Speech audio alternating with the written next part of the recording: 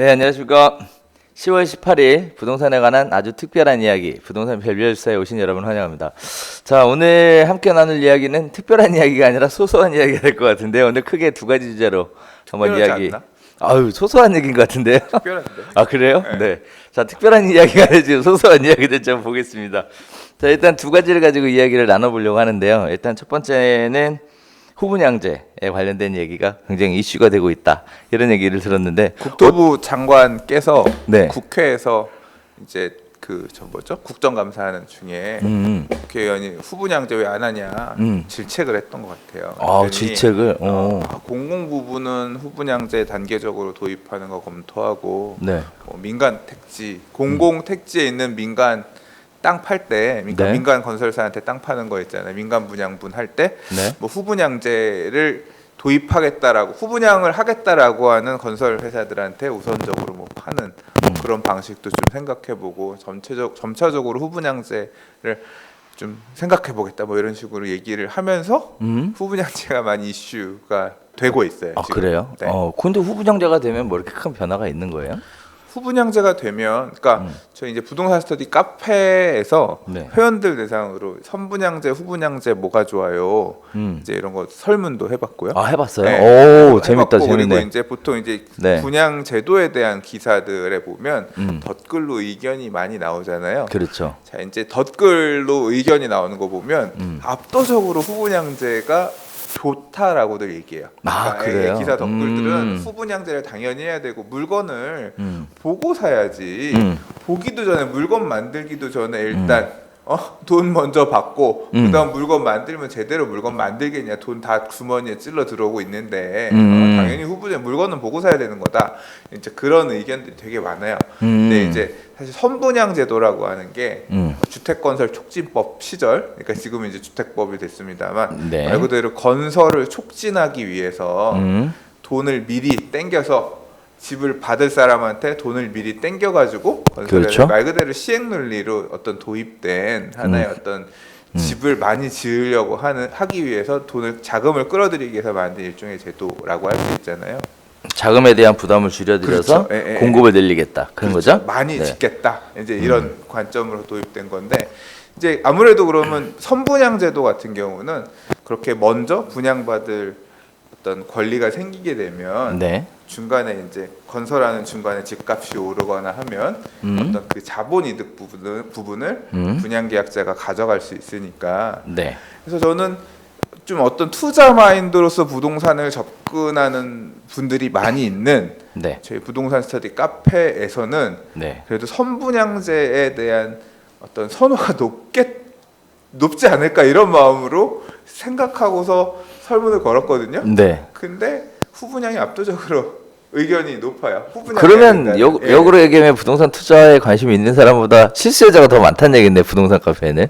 그럴 수도 있고, 그러니까 일단 설문조사를 모든 사람이 다 하는 건 아니니까요. 그렇죠. 그냥 일단 그 의견에 참여하고 싶은 의견 개진에 참여하고 싶은 회원들만 자발적으로 그냥 누른 거니까 일단 선택하신 분들 중에서는 잘 모르겠다가 약간, 그리고 한 65% 정도가 후분양제였던 것 같고 이제 한 30% 정도가 선분양제가 좋다, 찬성한다 이렇게 얘기하신 것 같아요. 근데 사실 선분양제, 후분양제 같은 경우는 이 포지션에 따라서, 그러니까 선분양제의 장점, 후분양제의 장점이 분명히 그렇죠. 엄격하게 있죠. 한데, 일장일단 있죠. 사람마다 그렇죠. 조금 의견에 따라서 예측되고 있는 후분양제를 이제 말 그대로 이렇게 도입을 하게 되면 예상되는 시나리오들, 그리고 이제 그거에 따라서 네 말대로 안 될 거야라고 생각하실 수도 있겠지만 그 이해관계에 따라서 찬성하고 반대하고 나뉠 것 같아요. 저는 주택 공급을 이렇게 무주택자라든가 집을 받는 사람 입장에서는, 네. 마련하는 사람 입장에서는 또 게다가 지금 상승장이죠. 네. 네. 그래서 당연히 선분양이 유리하고 그러니까 무주택자라면 선분양을 선호해야 된다라고 저는 생각하는데 네. 결과적으로 보면 그렇진 않아요. 논리적으로 하나가 좀 빠진 것 같다는 생각이 좀 들어요. 왜냐면은 후분양제를 지금 이제 쭉 시행하고 있는 상황이에요. 이제 가정을 해보는 거죠. 후분양제가 쭉 시행되는 가정에 선분양으로 하는 대신 가격을 좀 깎아주겠습니다. 이렇게 또 발표를 해버리면 그러면 또 좋아할 것 같은데요? 아니죠. 그래도 후분양인 거예요. 그래요? 왜냐하면 선분양하면서 가격을 조금 깎아주겠습니다. 이 부동산 가격은 한 번도 싼 적이 없잖아요. 싸다 비싸다라고 하는 개념은 상대적인 개념이고 지금 어떻게 보면 HUG가 주택 보증, 그러니까 선분양 제도는 제일 문제가 그거거든요. 집을 짓겠다고 해서 일단 돈은 받았는데 집 짓다가 엎어져. 건설회사가 그러면 이게 집이 다 지어지지 않으면 집이라고 하는 게 굉장히 의식주 중에 하나잖아요. 그렇죠. 예, 주잖아요. 네. 근데 살 집을 그렇게 마련해서 지으려고 그랬는데 건설회사가 엎어지면 이 사람은 진짜 길거리에 나가는 거잖아요. 그렇죠. 래서 이제 우리나라 같은 경우는 옛날에 대한주택보증, 그렇죠. 예, 말 그대로 보증을 받아야만 보증을 받으면 이 보증회사에서 집 짓다가 엎어지면 다른 건설회사 데리고 와서 똑같이 져주고, 그러니까 그렇죠, 분양계약자는 사실은 이제 피해를 안 보죠. 예, 보증을 받은 아파트를 분양받아야 되는 거니까 그런 손해가 없는 건데 이제 보증 지금은 지금 HUG에서 지금 그 업무 공사에서 지금 업무를 하고 있는데 보증을 받지 않은 분양 승인이 안 나오니까 무조건 보증을 지금 받아야죠. 그렇죠. 근데 이제 분양가를 높게 내면 주변 시세보다 분양가가 10% 이상 높게 나오면 보증을 안 해주죠. 네, 그래서 분양을 못 하게끔 하기 때문에 네. 지금 어떻게 보면 주변 시세보다 가격을 높이지 못하게끔 지금 강남에 지금 뭐 경쟁률 550대 1 나오고 하는 게 결국 주택 보증이 그런 식으로 분양가를 낮추니까. 예, 낮추니까 당첨만 되면 주변에 뭐 평당 5천만 원에 강남에 거래됐다고 하는데 그 옆에 신규 분양하는 아파트가 뭐 4,300만 원 이렇게 분양하니까 이거 당첨만 돼도 평당 700만 원 먹는 로또 거네. 복권이죠. 34평이면 30, 네. 20일 2억이 오르네. 그러니까 당첨만 되면 2억이 시세가 그냥 올라갈 남는 수 거니까. 있다라는 가능성이 그렇죠. 있는 거니까 난리가 나는 거죠. 그렇죠. 그러니까 지금 그런 식으로 이번에 뭐 개포 그 시형 아파트 같은 경우에도 미분양 그거 아세요? 몰라요. 예, 250세대 정도 일반 분양했는데 자녀 세대가 한 36세대 정도 나왔어요. 그래서 이제 그게 자녀 세대가 나와서 미분양이 나서 주택 경기가 죽나. 근데 그게 아니라 과거에는 이제 내 집 마련 선착순 부적격이라든가 계약을 포기하는 사람들 이런 사람들을 대상으로 이제 내 집 마련 신청 받은 사람 우선 공급했는데 그거 자체가 조금 주택법 위반으로 볼 수 있다라고 하지 못하게 막았거든요. 네. 그래서 딱 청약한 사람 그다음 예비 순위 한 40% 정도 뽑아놓은 선에서 이제 그 발표를 했는데 막상 가보니까 대출이 마련이 안 되거나 또 한편 얘기 들은 거는 그거예요. 이게 이제 강남에 신규 주택 분양 받은 거에 대해서 이 자금 출처 조사가 지금 되게 까다롭게 한대. 그래서 괜히 불필요하게 증여라든가 이런 식으로 돈이 들어오는 부분이 있는 사람들 같은 경우 괜히 세무조사 받기 겁나니까 그냥 포기한 경우도 많이 꺼려서 안 한 경우도 있다고 하더라고요. 근데 아무튼 그렇게 36개가 나왔는데 그래서 이거는 오시는 모델하우스 지난주 토요일이거든요. 모델하우스 오시는 분들 중에서 추첨으로 뽑겠습니다. 대신 모델하우스에는 10시까지 입장하셔야 돼요 라고 했는데 줄 섰어요? 번호표가 1900번까지 나왔대요. 그리고 그게 한 뭐 기사에서 한 1,500명 정도 왔다 그러는데 네. 그러니까 전날 새벽부터 줄 섰고요. 안에 들어가려고. 그게 계산해 보니까 1,500만 원이 5천만 원 수표 한 장 들고 와야 되거든요. 그 돈이 750억이야. 와, 5천만 원씩 1,500명. 1,500명으로 계산하면 750억이고 1,900명이면 얼마예요? 와, 어마어마하네. 250억 더 들어가니까 1,000억이야. 1,000억 가까이. 2,000명이 1,000억이 거기 줄 서 있는 거예요? 1,000억이 줄 서 있는 그런 상황이 연출된 거죠. 어. 당연히 그날 다 완판됐고요. 그러니까 지금 이런 식으로 분양가 규제가 가니까 선분양제가 선분양제를 선호하시는 분들은 이제 당연히 그런 어떤 자본이득 프리미엄을 그렇죠. 보고 그렇게 움직이는 게 있는 건데 그렇죠. 후분양제를 하면 그런 가능성 자체가 차단되는 거죠. 근데 사실 또 선분양, 후분양 의미를 부여를 할 필요가 없는 게 지방 같은 경우에는 부동산 경기가 안 좋잖아요, 지금. 그래서 분양 시장이 굉장히 얼어붙어 있는 상황인데 선분양 하고 싶어도 어차피 후분양 하게 되는 거 아니에요? 그렇죠. 부동산 경기가 안 좋을 때는 우리나라가 후분양제를 강제로 규제한 시절은 네. 일부 있었지만 10여 년 전에 이제 강남의 재건축 아파트들 같은 경우는 후분양을 의무화해서 뭐 반포자이나 레미안 퍼스티지나 아니면 뭐 서초동 다 후분양했죠. 맞아요. 네. 서리풀 이평산 같은 경우 후분양했거든요. 네. 근데 이제 그 이후에 금융위기 오고 나서 안 좋아지니까 이제 그 규제를 풀었는데 그러면 후분양이 없었냐? 그렇지 않죠. 아시겠지만 부가연 1-2구역 아현역 푸르지오 같은 경우도 후분양했고요. 그렇죠. 경기가 안 좋아서 분양식을 계속 후분양했고, 미쳤죠. 그다음에 선분양을 했어. 네. 선분양을 했는데 계속 미분양이야.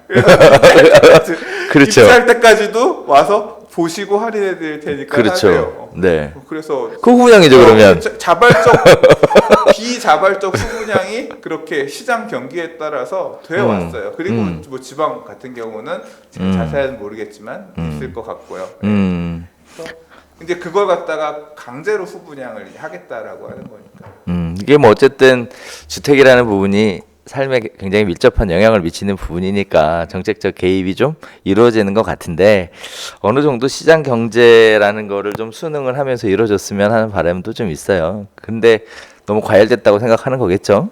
그렇죠? 그래서 그런 부분 때문에 후분양제가 지금 이슈가 되고 있다고 합니다. 네. 후분양제 시행에 따라서 아무래도 주택 공급은 좀 줄어들 것 같고요. 그렇게 되면 아직 근데 후분양제를 점차적으로 도입하겠다라 그랬는데 뭐 어느 방향으로 어떻게 할 건지에 대해서는 구체적인 뭐 안은 대책이나 나왔다. 이런 걸 통해서 짚어준 건 아니기 때문에 아직까지는 그냥 말 그대로 여론이 그렇게 움직이고 있고 이슈화되고 있다 정도로 봐야 될 것 같아요. 네. 네. 그래서 그렇게 되면 이제 주택 공급이 좀 줄어들 것 같고 금융 비용에 대한 것도 아무래도 뭐 전가가 되겠죠. 후분양 분양받는 하면 분들한테. 공급이 많이 그 뭐 어디 연구 결과로 뭐 후분양 하게 되면 금액 분양가도 평균 몇 퍼센트가 올라가는 걸로 시뮬레이션이 되고 공급 물량이 뭐 어느 정도 줄어드는 걸로 시뮬레이션 된다. 이제 이런 자료도 그 이제 국토부 장관 그 얘기 있고 나서 뭐 뉴스가 나오더라고요. 아, 그래요? 예. 근데 진짜로 후분양하면 공급 물량이 줄어들 수밖에 없는 게 이제 재개발 재건축 사업 같은 경우, 특히 이제 재개발 사업 같은 경우도 보면 그렇잖아요. 빚잔치잖아요, 계속. 그렇죠. 예.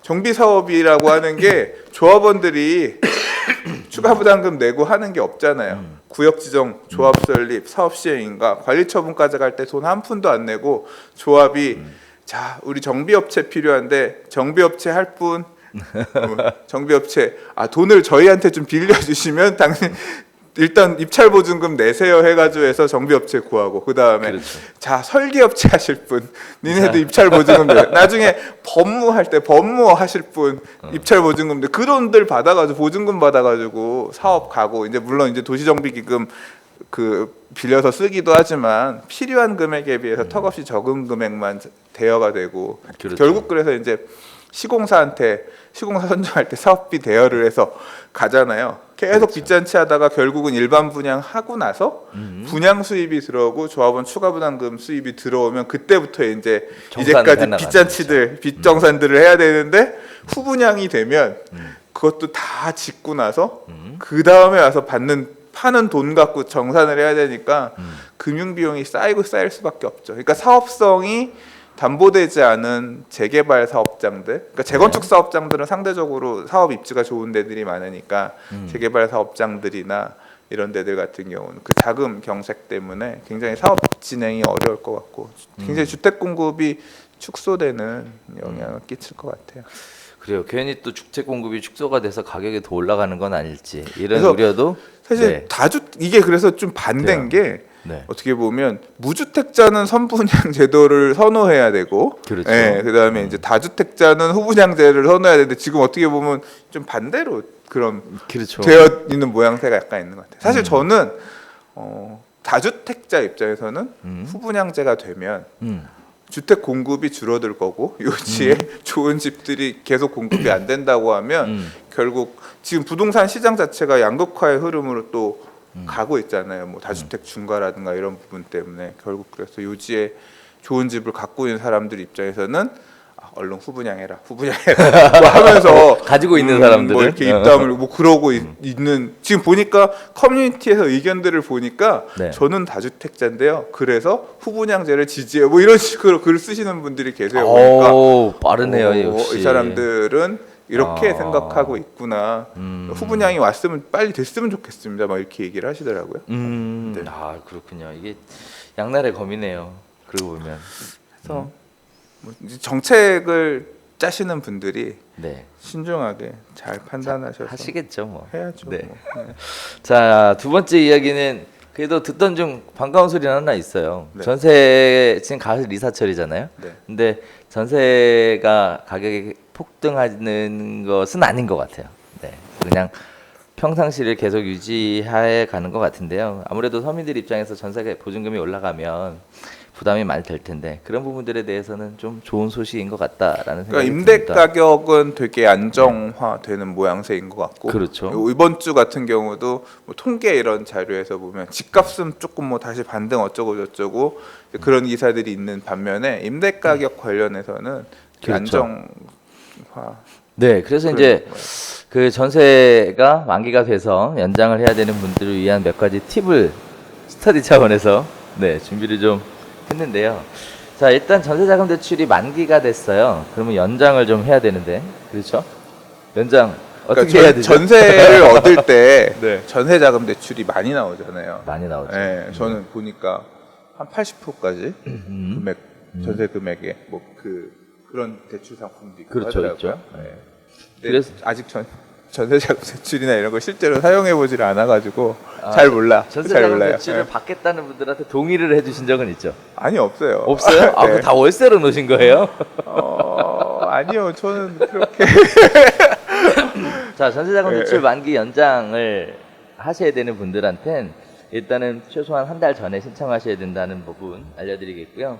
그 다음에 대출을 연장 신청한다고 해서 바로 다 되는 게 아니라 일단은 신용 상태 그리고 집주인 동의서가 있어야 되고요. 그 다음에 보증서 발급기관의 기한 연장 승인이 있어야 되고요. 그리고 새로 재계약한 계약서에 집주인이 직접 서명한 계약서가 존재를 해야 됩니다. 이 네 가지 준비하고 재계약 그냥 연장이 되는 게 아니라 네, 재계약서를 써서 그걸로 다시 또 해야 되는 거야. 네네네. 묵시적 갱신 이런 게 안 돼. 그렇죠. 그런 개념이 아니라 네, 다시 새로 또 재계약서 작성을 그럼 임대인이 해야 됩니다. 귀찮아하겠다. 뭐 이거 그럴- 쓰러 오려고 하면. 그럴 수도 있겠지만 어쨌든 세를 놔야 되니까. 네. 그 중개 수수료가 안 중개 보수 되는구나. 나가잖아요. 재계약하면 중개 수수료가 또 안 되는구나. 그렇죠. 네. 네, 그런 부분이 네, 있을 네. 것 같아요. 자, 다음에 전세자금 대출을 받으면 이제 또 소득공제가 이루어지는데요. 네. 네. 85제곱미터 이하의 주택의 경우에는 연말정산할 때 연 300만 원까지. 네. 이렇게 되면 이제 또 세원 노출되는 거 아니에요? 그거는 그렇게 들려나? 전세 보증금이 얼마다라는 그러니까 전세 게 보증금에 들어가는 거 대해서 아니에요? 신고가 들어가게 되니까 임대인 같은 경우는 간주임대료 계산해서 보증금에 대해서 매길 수도 있는데 그거는 지금 하고 있나요? 전세 금액 관련해서 다주택자 몇 주택 이상 다주택자만 그런 식으로 해서 간주임대료 해서 사업자 매기지 않나? 아니요. 지금 일단은 그렇게 해서 할 수 있다. 그 자료는 쌓고 있는데 자료는 쌓고 있는데 실제 부과는 하지는 않고 있다. 예. 부과는 하지 않는 걸로 알고 있어요. 그래서 아무래도 자유거래가 쌓이면 누군가가 또 국세청에 건의하고 승진하면서 또 조사하겠죠. 근데 이제 뭐 네. 저 지금 이슈 중에 하나가 주택임대 네. 사업자잖아요. 근데 주택임대 사업자 하게 되면 다주택자들 같은 경우 이제 그런 경우에는 고스란히 이제 다 노출하고 신고해야 되니까 소득세도 내야 되고 해야 되니까 진짜 그런 식으로 가겠죠. 그렇죠. 네. 자, 그다음에 또 마지막으로 알려드리고 싶은 것 중에 하나가 그 정부 지원 상품의 대출 상품 있죠. 그러니까 네. 전세금이 저도 이제 보니까 전세 이자가 금리가 좀 비싼 게 있고 그렇죠. 싼 게 있고 근데 이 전세금 대출이 많이 나오는 게 있고 네, 적게 적게 나오는 나오는 게 게 있죠. 있는데 이게 사실 그 서울 같은 경우는 워낙 아파트나 이런 게 가격이 비싸서 사실 뭐 정부에서 돈 빌려주고 하는 건 아무래도 싸겠죠. 근데 그렇죠. 잘 모르거든요. 네, 근데 좀 얘기 좀 해주세요. 어떤 거인지. 뭐 아시잖아요. 우리 좀 전에 시작할 때 자, 그래요? 설명해 주셔야 돼요. 자, 제가 해야 네, 돼요? 네, 그럼요. 네. 찾아봤는데 네, 버팀목 대출. 전세 자금, 주택도시기금 아까 그 분양 보증하는 주택도시 공사에서 기금 마련해서 하는 거. 이 보니까 금액이 얼마 안 되더라고요. 금리는 한 2.3%에서 2.9%인데 대출 한도가 8천만 원까지밖에 안 돼. 수도권은 수도권 한 1억 1억 2천. 예. 근데 뭐 최대 10년까지 되고. 근데 이게 뭐 소득 제한도 있고. 이거는 그러니까 말 그대로 버팀목이니까 버텨라 뭐 이런 부분이니까 버텨라. 버팀목으로 이렇게 좀 저리로 전세자금으로 해줄 테니까 하세요. 이제 이 부자면 안 돼. 그래서 이제 보는 게 부부 합산 연소득 5천만 원. 그렇죠. 예, 뭐 신혼부부 같은 경우는 6천이든가. 그렇죠. 예, 네. 그런 것 같더라고요. 무주택 세대주여야 되고 네. 85제곱미터 이하여야 되고 그 버팀목 대출이라는 거가 결국은 서울 시내 아파트는 버팀목 대출을 받아서 들어가기가 아니죠. 가능하군요. 아니 내가 조금만 받으면 자금이 되니까. 조금 있으면 그렇죠. 그렇죠. 내가 뭐 4억짜리 3억짜리 전세를 대출하는데 8천만 수도권 1억 2천이니까 1억 2천까지 대출 받겠다라고 하면 나머지 자금이 있고 소득이 범위 안에만 있으면 뭐 이용할 수 있는. 그러네요. 그러면 유용한 대출 상품이라고 할 수 있겠네요. 전세 자금이 조금 모자랄 때 그렇죠. 버팀목을 이용하는 것이 굉장히 좋을 것 같고. 네. 근데 저는 잘 사실 한번 이 해보면 되게 좋을 궁금한 것 게 같아요. 왜요? 지금 우리가 전세자금 대출 얘기가 나왔는데 이번에 올 10월에 가계부채 대책 낸다 그랬잖아요. 그렇죠. 전세자금 대출 어떤 식으로 건드릴지 되게 궁금해요. 아예 손도 안 댈지 건드릴지 되게 그거에 따라서 또 되게 앞으로 여기서 얘기하는 가계부채 대책이라는 게 예. 전세 자금이 아니고 예. 매매에 관련된 대출 얘기하는 거 일단은 항상 카운트하는 거는 네. 그 담보 대출에 관한 건데 그렇죠. 사실은 전세 가격을 딛고 매매가 소위 말하는 갭 투자라는 게 만들어지는데 네. 전세 자금 대출이 어떻게 보면 전세 가격의 어떤 그 가격을 좀 부풀리는데 예, 유동성을 만드는데 예, 일조하고 있잖아요. 그래서 어떤 식으로 정부가 건드릴지 그러니까 정부는 어떤 식으로 전세 자금 대출을 생각하고 있는지 예, 되게 그 입장이 궁금해요. 예. 전세 자금 대출 같은 경우는 거의 부실이 없잖아요. 근데 부실이 없다. 그거는 보는 관점에 맞서 다를 것 같아요. 사람마다. 그래요? 이 우리나라의 전세가 미친 전세가 아니에요라고 얘기한 부실이 있다고 볼 수도 있는 거죠. 그래도 뭐 전세 보증금을 전액을 대출해 주는 게 아니고 또 매매가보다 80%는 80% 대출해주는데 많이 해주는 거 아니에요? 많이 해주긴 아니, 그러니까, 그렇죠. 이제 전세 매매가 대비 전세 자금 대출에 그러면 뭐 경매가 넘어가서 80%의 낙찰이 돼도 88, 64니까 그렇죠. 거기다가 또 나머지는 또 그 은행에서 또 구상권 청구할 수도 있는 거 아니에요. 그 집주인한테. 전세 자금 대출은. 그렇죠. 전세 자금 대출 같은 경우에는. 자, 근데 이제 또 근데 문제는 전세 자금 대출이 네. 담보 대출보다 더 나오잖아요. 이제 그런 거는 특수한 경우에 요새 한해서. 지금 투기가액 죽으면 40% 이렇게 나오면 5억짜리 집에 대출 받으면 5, 4, 20, 2억밖에 담보 대출 안 나오는데 그렇죠. 전세자금 5억짜리 집이 요새 뭐 전세가율이 뭐 70%, 뭐 75% 이렇게 나온다는데 그렇죠. 3억 5천, 57, 35, 3억 5천에다가 3억 5천 곱하기 80% 하면 당장 훨씬 많은데 2억보다 훨씬 많은데 전세자금 대출이 담보 대출보다 지금 더 많이 나와요. 맞아요. 네. 네. 그래서 또 그걸 악용하는 사례들도 좀 종종 네. 전에 얘기한 바 있죠. 한 적이 있죠. 자, 그다음에 전세금 보장하기 위한 어떤 불안한 요소들을 없애기 위해서 시행되고 있는 것 중에 하나가 이제 전세 보증금 보장 보험이라는 거죠. 전세보험. 네. 그래서 서울 보증보험하고 그다음에 주택 도시 보증공사하고 진행하는 전세금 보장 보험이라는 게 있어요. 이런 것도 잘 활용해 보시면 뭐 서순위 분저당이 있는 경우에 네. 수순위로 들어가야 되는 상황이 발생했을 때 그럴 때 이용해 보면 굉장히 좋은 상품인 것 같아요. 특히 근데 보증료가 비싸요. 얼마나 되죠? 몰라 저도 잘 모르겠는데 네. 그러니까 그 기간에 따라서 금액이 달랐던 걸로 기억하는데 네. 몇 백만 원 했던 2년이에요, 것 같은데. 2년. 예, 2년 기준으로 해서 1억에 네. 제가 알기로는 40만 원 정도 되는 걸로 알고 그럼 있어요. 그렇죠. 1억에 40만 원이면 5억이면 5, 40, 200만 원. 200만 원인 거죠. 네. 비쌌던 걸로. 그렇죠. 싸진 않죠. 네, 대신 목돈 날리는 안심하고 것보다. 네. 그리고 또 이런 것도 있어요. 전세 보증보험 같은 경우가 그 보험료를 누가 내야 될 것인가? 그거는 케이스마다 다른 거예요. 맞아요. 그래서 뭐 어떻게 보면은 뭐 비싸긴 해도 세입자가 무조건 전세금 보장보험에 가입하고 또 보험료를 납부해야 된다라는 의무 규정은 아니니까 그렇죠. 뭐 융통성 있게 잘 활용해 보험료 보시는 게 부분은 괜찮을 것 계약할 같아요. 때 정하는데, 그러니까 물량이 쌓여가지고 임대인들이 다급하면 그렇죠. 보증보험료 사실 그런 경우 있잖아요. 선순위 대출이 있어서 절대 세입자가 안 들어와. 이 집은 대출이 많아서 안 돼요. 이런 경우에는 임대인이 보험 들어줄 테니까 그렇죠. 이렇게 네. 전세 가격도 싸게 하고 대신 보험료도 내가 내줄게. 말 그대로 경매 넘어가기 일부 직전에 대출 꽉 껴있는 집 같은 경우는 뭐 임대인이 내주는 경우도 있지만 맞아요. 또 그리고 입주 물량이 쌓여가지고 맞아요, 안 나갈 맞아요. 때 이제 그런 경우에는 이제 임대인들이 내주는 경우가 많지만 반대로 네. 세입자들 중에 꼭 그런 분들이 있어요. 너무 걱정되고 나 이거 전세 보증금 이거 너무 걱정돼서 걱정 안 해도 되는데. 안 해도 돼. 확정일자 받고 이런 거에 대해서 어. 전세권 설정해 주세요. 전세권 그거 해야지 안심한다고 하는데 이런 임대 안 살아보신 분들 같은 경우 이제 그런 분들 같은 경우는 그럼 보험 가입하세요. 이제 이런 경우는 주인 입장에서 확정일자 주소 전입하고 확정일자 다 하라고 하는데 왜 안 하세요?라고 얘기하면 불안해서요. 그러면 전세 보험이라도 들게 해주세요. 보험료는 알아서 내세요. 뭐 이런 식으로. 예. 그렇죠. 예, 뭐 그렇게 그렇죠. 할 수도 있는 그런 맞아요. 경우도 있죠. 예. 근데 사실 집주인 입장에서 임대인 입장에서 전세권 설정해 주는 것보다 네. 전세권 설정하면 또 등기부등본에 남잖아요. 네. 그거보다 뭐 굳이 안 해줘야 되는 상황이면 세입자한테 보험 가입하라고 하고 보험료를 납부하라고 하고 하는 경우도 있을 수 있겠죠. 전세권 설정보다 보험이 낫죠. 왜요? 왜냐하면 보호가 되잖아.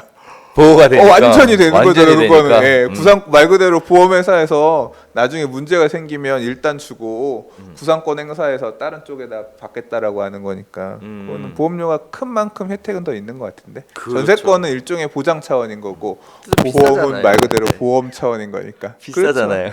그렇죠. 예. 싸고 좋은 건 없는 것 같아요. 자, 이렇게 하면 가을 이사철에 관련된 준비도 좀 하실 수 있지 않나 싶어요. 전세자금 대출이라는 제도도 있으니까 잘 한번 활용해 보시면 좋을 것 같은데요. 오늘 그러면 두 가지 얘기 다 했네요.